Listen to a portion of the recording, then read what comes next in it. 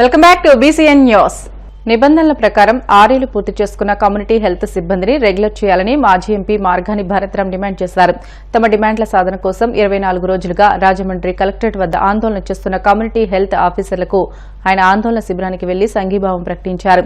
ప్రభుత్వం తమను పట్టించుకోకపోవడంతో దశల వారీగా ఉద్యమాన్ని ఉధృతం చేస్తామన్న కమ్యూనిటీ హెల్త్ ఆఫీసర్లు స్పష్టం చేయడంతో పార్టీ తరపున అండగా ఉంటామని భరత్ హామీ ఇచ్చారు.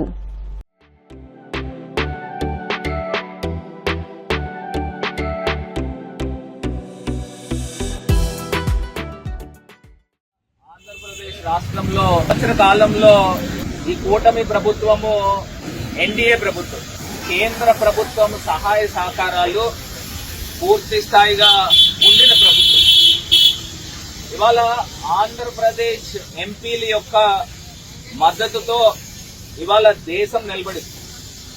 ఆంధ్రప్రదేశ్ ఎంపీలు అంటే సుమారుగా 21 ఎంపీలు ఈ కూటమికి ఉన్నాయి. ఇవాళ ఆంధ్రప్రదేశ్ లో ఏ సమస్య వచ్చినప్పటికీ కూడా including special status, including Polavaram project, పెద్ద పెద్ద అంశాలు, క్యాపిటల్, ఇవన్నీ అంశాలని కూడా కేంద్ర ప్రభుత్వం నుంచి ఎంపీలు మద్దతు ఉపసంహరించుకుంటే కేంద్ర ప్రభుత్వం పడిపోతుంది. అంత స్ట్రాంగ్ పొజిషన్ లో ఇవాళ ఆంధ్రప్రదేశ్ తెలుగుదేశం ఎంపీలు ఆ పొజిషన్ లో ఉన్నారు. కానీ నిజంగా ఆ పవర్ ను ఉపయోగిస్తున్నారని అంటే ఉపయోగించట్లేదు. ఎందుకు కేంద్ర ప్రభుత్వానికి దాసోహం అయిపోయారో అర్థం కావట్లేదు.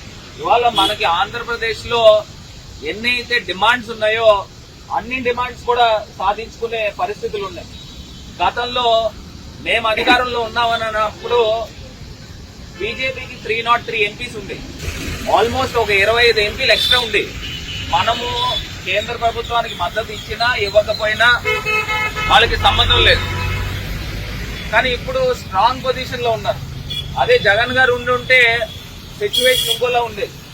ఆయన చెప్పేవాడు, నువ్వు నాకు ప్రత్యేక హోదా ఇస్తే నేను నీకు మద్దతు ఇస్తాను. ఆయన గతంలో కూడా ఇదే చెప్పారు. కానీ ఇప్పుడు ఆ పరిస్థితి లేదు. ఒకటి మీరు అందరూ కూడా గుర్తుపెట్టుకోవాల్సింది ఏంటంటే, ఖచ్చితంగా ఈ కేంద్ర ప్రభుత్వము నిలబడింది అంటే ఈ తెలుగుదేశం ఎంపీల వల్ల నిలబడింది. సో ఖచ్చితంగా ఈ యొక్క మీ సమస్యగా ప్రభుత్వానికి తగిలేలాగా ఖచ్చితంగా మీరు పోరాటం చేయండి. మా స్థాయిలో మేము కూడా ముందుకు వెళ్తాము. కానీ గతంలో చూస్తే జగన్మోహన్ రెడ్డి గారు ముఖ్యమంత్రి కింద ఉన్నప్పుడు కరోనా వచ్చి ఎన్నో ఇబ్బందులు పడ్డాం.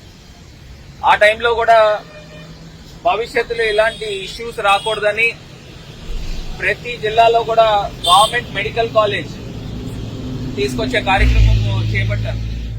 దాంట్లో భాగంగా రాజమండ్రిలో ఒక మెడికల్ కాలేజ్ ఖచ్చితంగా రావాలి అని చెప్పి నేను ఫస్ట్ ఫేజ్ లో ఇప్పించండి అన్నా అని చెప్పి రిక్వెస్ట్ చేసి రాజమండ్రికి ఫస్ట్ ఫేజ్ లో తీసుకుని రావడం జరిగింది.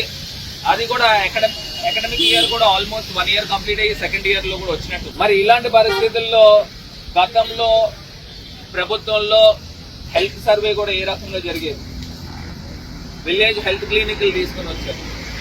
అంటే అప్పట్లో మన ఎంపీలు మద్దతు, నేను ఎంపీగా చేశాను, మనము కేంద్ర ప్రభుత్వానికి మద్దతు ఇచ్చినా ఇవ్వకపోయినా వాళ్ళకి పెద్ద పట్టింపు ఏం లేదు.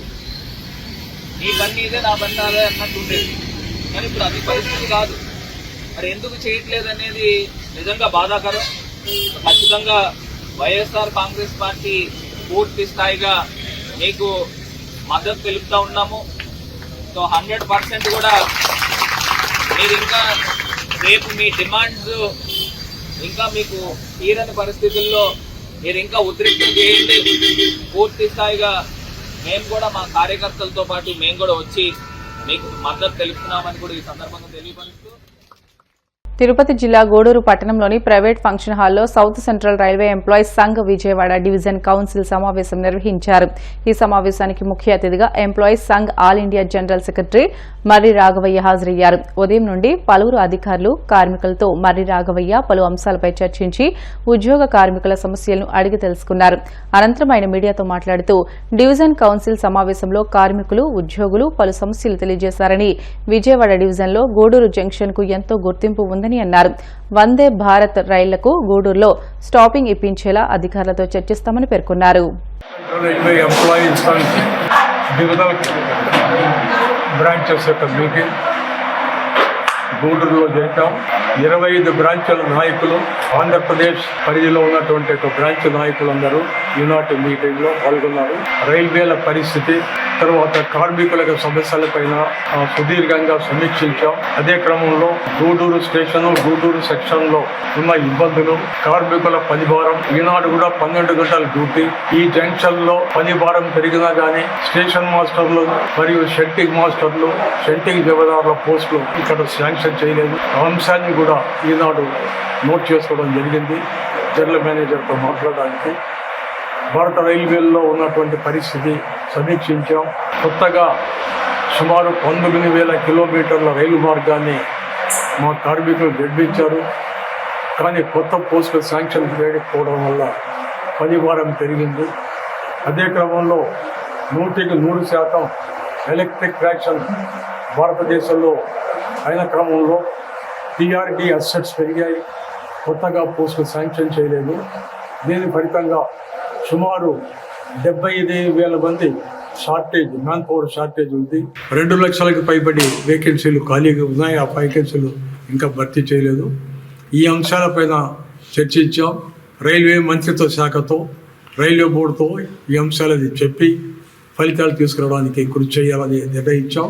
14, 15, 16 జూన్లో జరిగేటువంటి south central railway employees Sangh general council మీటింగ్లో అన్ని జోన్స్, అన్ని డివిజన్స్ నుంచి వచ్చేటువంటి ప్రతినిధులతో మాట్లాడిన తర్వాత తదుపరి కార్యాచరణ ఏ విధంగా ఉద్యమాన్ని ముందుకు తీసుకెళ్లాలా అనే నిర్ణయాన్ని అక్కడ తీసుకుంటాం. రైల్వేలో పనిచేసే కార్మికులు భారత సైన్యం ఏ విధంగా అయితే సరిహద్దుల్లో దేశాన్ని కాపాడుతుందో అదే క్రమంలో మా రైల్వే కార్మికులు రాత్రింబగళ్ళు పనిచేసి రోజుకు 21,000 రైళ్లను నడుపుతూ విపరీత వాతావరణ పరిస్థితుల్లో ఫీల్డ్లో పనిచేస్తున్నారు. ఈ క్రమంలో వారు ఎన్నో ఇబ్బందులకు గురవుతున్నారు. సగటున రోజుకు 2 కార్మికులు ఆన్ డ్యూటీలో చనిపోతున్నారు. ఇలాంటి వ్యవస్థలో కార్మికులకు సామాజిక రక్షణ కల్పించాలా. కనుక రైల్వేస్ లో కొత్త పెన్షన్ స్కీము యూపీఎస్ తో రద్దు చేసి పాత పెన్షన్ స్కీమ్ ను మరలా మీరు రిస్టోర్ చేయాలి జనవరి 2004 నుంచి అని మా డిమాండ్ను ఫాలో అప్ చేయడానికి, ఆల్ ఇండియా స్థాయిలో ఉద్యమం చేయడానికి సెప్టెంబర్లో జరిగేటువంటి నేషనల్ కన్వెన్షన్లో, ఢిల్లీలో జరిగేటటువంటి ఎన్ఎఫ్ఆర్ కన్వెన్షన్లో నిర్ణయాలు తీసుకుపోతున్నాం. స్టాపేజ్ రద్దు చేసి స్పీడ్ పెంచాలనేటువంటి ఒక మూర్ఖం నిర్ణయంతో ఈ విధంగా చేసింది. కోవిడ్ తర్వాత రిస్టోర్ చేసి ఉండాలి, చేయలేదు. ఒక గూడూరులోనే కాదు, చాలా చోట్ల ఇదే ఇబ్బందులు ఉన్నాయి. వీటిని నేను రైల్వే శాఖ మంత్రి దృష్టికి తీసుకెళ్తాను. ముఖ్యంగా గూడూరు జంక్షన్ కు ప్రియారిటీ ఇవ్వాల్సిందిగా ఎన్ఎఫ్ఆర్ తరఫున నేను డిమాండ్ చేస్తానని కూడా తెలుపుతున్నాను. ఏపీకి 6 కుంకి ఏనుగులను కర్ణాటక ప్రభుత్వం అప్పగించింది. బెంగళూరులోని విధాన సౌధలో Karnataka CM Siddaramaiah, deputy CM DK Shivakumar, AP deputy CM Pawan Kalyan సమక్షంలో ఈ కార్యక్రమం జరిగింది. కుంకి ఏనుగుల అప్పగింత, వాటి సంరక్షణకు సంబంధించిన డాక్యుమెంట్లను పవన్ కు సిద్దరామయ్య అందజేశారు. పంట పొలాల్ని నాశనం చేస్తున్న అడవి ఏనుగులను నియంత్రించేందుకు కుంకి ఏనుగులను రంగంలోకి దించుతారు. ఉపరితల ఆవర్తనం వల్ల రాష్ట్ర వ్యాప్తంగా వర్షాలు కురుస్తున్నాయి. బుధవారం పలు ప్రాంతాల్లో భారీ వర్షాలు కురిశాయి. తాజాగా పశ్చిమ మధ్య బంగాళాఖాతంలో ఏర్పడిన అల్పపీడన ద్రోణి ప్రభావంతో రానున్న 24 గంటల్లో భారీ నుంచి అతి భారీ వర్షాలు కురిసే అవకాశం ఉందని వాతావరణ కేంద్రం హెచ్చరించింది. ఉపరితల ఆవర్తనం ప్రభావంతో నైరుతి రుతుపవనాల చురుకుగా కదులుతున్నాయి. దీంతో రాష్ట్ర వ్యాప్తంగా మరో 2 రోజులు వానలు కురిసే అవకాశం ఉన్నట్లు వాతావరణ కేంద్రం తెలిపింది. గురువారం పలుచోట్ల భారీ వర్షాలు కురిసే అవకాశం ఉన్నట్లు పేర్కొంది.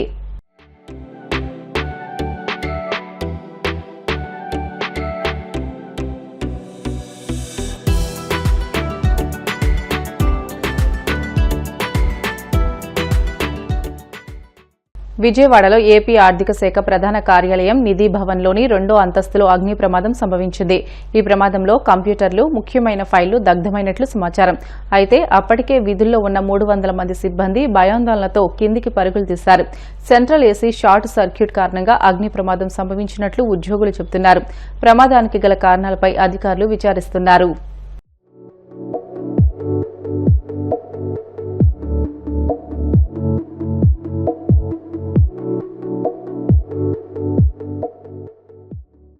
కలియుగ దైవం తిరుమల శ్రీ వెంకటేశ్వర స్వామి వారిని మాజీ మంత్రి రోజా, నటి రవలి దర్శించుకున్నారు. వీఐపీ ప్రారంభ విరామ దర్శన సమయంలో స్వామివారి సేవలో పాల్గొని మొక్కులు చెల్లించుకున్నారు. దర్శనానంతరం వీరికి రంగనాయకుల మండపంలో వేద పండితులు వేద ఆశీర్వచనం అందించగా ఆలయ అధికారులు స్వామివారి తీర్థ ప్రసాదాలు అందజేసి పట్టు వస్త్రంతో సత్కరించారు.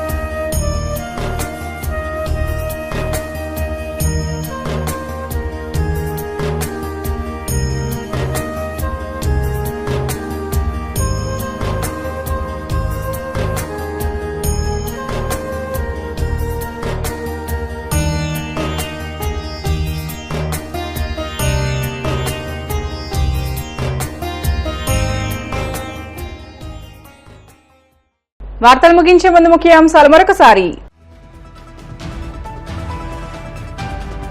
ఏ స్థాయికి ఎదిగినా ప్రజాసేవలోనే ఉంటా టీడీపీ పాలకులు నియోజకవర్గం మినీ మహానాడులో మంత్రి నిమ్మల స్పష్టీకరణ.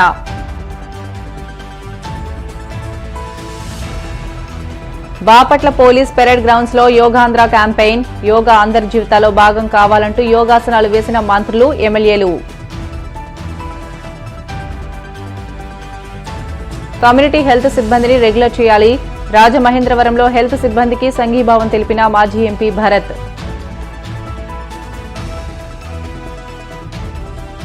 తిరుమల శ్రీవారిని దర్శించుకున్న మాజీ మంత్రి రోజా, నటి రవలి. ఆలయ మర్యాదలతో స్వాగతం పలికిన అధికారులు.